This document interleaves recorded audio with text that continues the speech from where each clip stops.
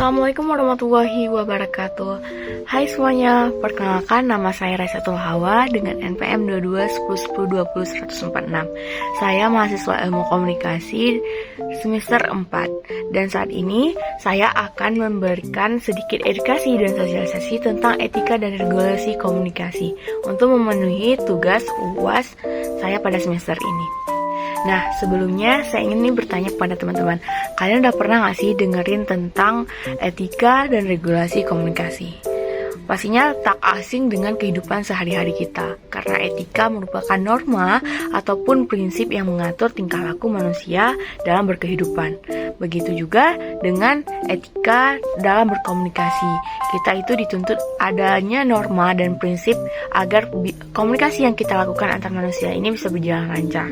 Maka oleh itu ada regulasinya, yaitu dalam bentuk Undang-Undang Dasar 1945 yang ada di Indonesia. Nah, etika dan regulasi komunikasi ini sangat berguna dalam kehidupan kita karena hal inilah yang menjaga kita dan mengatur kita bagaimana sih cara berkomunikasi dengan baik dan jangan sampai itu berdampak ke hal yang negatif. Nah, di sini saya akan membahas tentang UU ITE. Pastinya kalian sudah tahu dong dengan UU ITE. Nah, sebenarnya ada beberapa dasar pembentukan UU ITE ini. Yang pertama adalah pembangunan nasional sebagai suatu proses yang berkelanjutan yang harus senantiasa tanggap terhadap berbagai dinamika yang terjadi di masyarakat. Nah, yang kedua adalah globalisasi informasi telah menempatkan Indonesia sebagai bagian dari masyarakat informasi dunia sehingga mengharuskan dibentuknya pengaturan mengenai pengelolaan informasi dan transaksi elektronik di tingkat nasional sehingga pembangunan teknologi informasi dapat dilakukan secara optimal, merata, dan menyebar ke seluruh lapisan masyarakat guna mencerdaskan kehidupan bangsa. Dan yang ketiga, perkembangan dan kemajuan teknologi informasi yang demikian pesat telah menyebabkan perubahan kegiatan kehidupan manusia dalam berbagai bidang yang secara langsung telah mempengaruhi lainnya untuk bentuk perbuatan hukum baru. Keempat adalah penggunaan dan pemanfaatan teknologi informasi harus terus dikembangkan dan menjaga, memelihara, dan memperkukuh persatuan dan kesatuan nasional berdasarkan peraturan perundang-undangan dan kepentingan nasional. Kelima, pemanfaatan teknologi informasi berperan penting dalam perdagangan dan pertumbuhan perekonomian nasional untuk mewujudkan kesejahteraan masyarakat. Dan yang terakhir adalah yang keenam, pemerintah perlu mendukung pengembangan teknologi informasi melalui infrastruktur hukum dan pengaturannya, sehingga pemanfaatan teknologi informasi yang dilakukan secara aman untuk mencegah penyalahgunaan dengan memberikan nilai-nilai agama dan sosial budaya masyarakat Indonesia. Nah, teman-teman, tadi kita sudah tahu ya tentang dasar pembentukan UU ITE ini.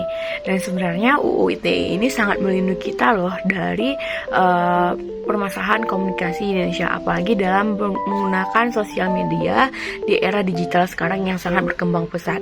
Nah, banyak sekali permasalahan-permasalahan yang terjadi yang terkait dengan UU ITE ini. Nah, salah satu kasusnya ialah tentang yang baru-baru ini terjadi nih di Surabaya, yaitu puluhan cewek jadi korban edit foto bugil pakai AI yang dilakukan remaja di Gresik berinisial ARB 18 tahun dan hasilnya itu benar-benar menyerupai korban. Nah, jadi si ARB ini mereka mengambil foto cewek-cewek, ada 20 korban yang mana dia ini mengedit foto tersebut dengan menggunakan badan yang bisa kita katakan bugil dan menggunakan foto cewek tersebut kemudian diviralkan di sosial media atau dia menguploadnya di sosial media. Nah, tentunya hal ini sangat merugikan para korban.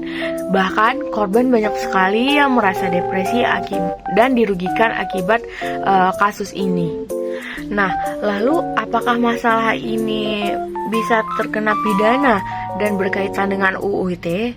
Ya, tentu saja ini sangat berkenaan dengan UU ITE karena ini sudah melanggar kesusilaan dan aturan yang telah diatur. Lalu pasal berapakah yang mengatur tentang kasus ini?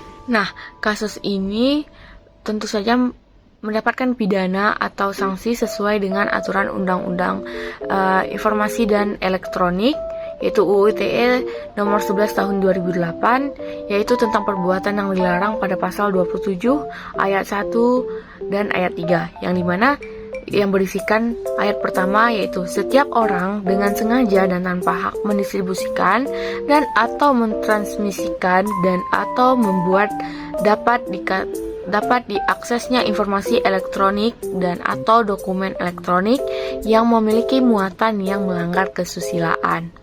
Kemudian pada pasal 27 ayat 3, setiap orang dengan sengaja dan tanpa hak mendistribusikan dan atau mentransmisikan dan atau membuat dapat diaksesnya informasi elektronik dan atau dokumen elektronik yang memiliki muatan penghinaan dan atau pencemaran nama baik. Kemudian pada pasal 27 ayat 4 juga, setiap orang dengan sengaja dan tanpa hak mendistribusikan dan atau mentransmisikan dan atau membuat dan diaksesnya informasi elektronik dan atau dokumen elektronik yang memiliki muatan pemerasan dan atau pengancaman. Nah, dari pasal tersebut kita sudah mengetahui bahwa kasus yang tadi itu sangat berkenaan dan sudah diatur dalam UU ITE ini, yang dimana korban ini merasa dirugikan, trauma, dan depresi, yang itu termasuk dalam pencemaran nama baik juga dan mengganggu hak privasi orang lain. Maka oleh itu ada sanksi pidana yang harus ditetapkan, yaitu sebagai berikut. Ketentuan pidana ini diatur pada pasal 45 ayat 1 yang berbunyi setiap orang yang memenuhi unsur sebagaimana dimaksud dalam pasal 27 ayat 1, ayat 2, ayat 3, dan ayat 4 dipidana dengan pidana penjara paling lama 6 tahun dan atau denda paling banyak 1 miliar rupiah. Nah, tentu saja ini adalah sanksi yang cukup berat untuk para pelaku agar mereka bisa menjadi Nah, tentu saja sanksi pidana ini cukup berat bagi pelaku, agar ini bisa menjadi pembelajaran bagi mereka dan juga kita bersama, bahwa dalam bersosial media, dalam menggunakan transaksi digital pada zaman sekarang itu bukan hanya semena-mena, tapi kita juga harus mengikuti aturan yang sudah ditetapkan, agar kita saling melindungi, bukan saling merugikan ya teman-teman. Nah, itu dia sedikit adalah salah satu pasal dan kasus yang saya jabarkan pada kali ini. Dan masih banyak sekali sebenarnya pasal-pasal dan dalam etika dan regulasi komunikasi Indonesia ini. Nah, jadi bagi teman-teman saat ini, berhati-hatilah dalam bersosial media, dan jika kalian merasa ada yang dirugikan dari pihak orang lain yang melakukan kejahatan terhadap kalian, kalian jangan segan-segan untuk melapor, karena itulah bentuk pelindungan pada diri kalian dalam berkomunikasi di zaman sekarang. Dan tentunya semoga kita bisa berkomunikasi sesuai dengan etika dan regulasi yang sudah ditetapkan, agar komunikasi yang tercipta juga terjalin dengan baik dan bagus. Sekian penjelasan sedikit dari saya tentang UU ITE dalam hal etika dan regulasi komunikasi. Semoga penjelasan sedikit dari saya tadi dapat bermanfaat bagi teman-teman semua dan diri saya juga. Semoga kita bisa sama-sama belajar dalam berkomunikasi yang baik untuk kedepannya. Sekian, assalamualaikum warahmatullahi wabarakatuh.